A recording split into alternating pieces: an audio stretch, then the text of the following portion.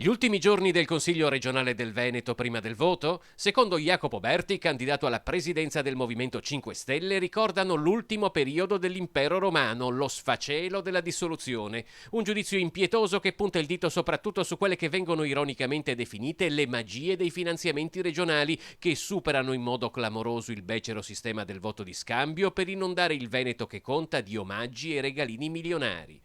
Amicizie, clientele e odiose regalie si possono disegnare sulla mappa del Veneto, attacca Berti, sovrapponendo la geografia normale a quella dei contributi concessi nel bilancio dagli emendamenti approvati nell'oramai storica notte delle Marchette.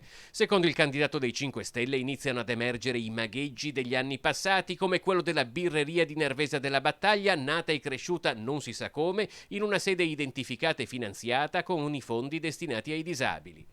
Berti torna anche ad occuparsi dell'emergenza migranti. Secondo il Viminale continueranno ad arrivare sulle nostre coste al ritmo di 5.000 alla settimana almeno fino a settembre. A questo proposito la Camera dei Deputati ha accolto la mozione del Movimento 5 Stelle sul superamento di Dublino 3, il regolamento europeo sulla questione. Fra le modifiche proposte, ricorda Berti, quella che non sia il paese di approdo o una sua regione a farsi carico dei migranti.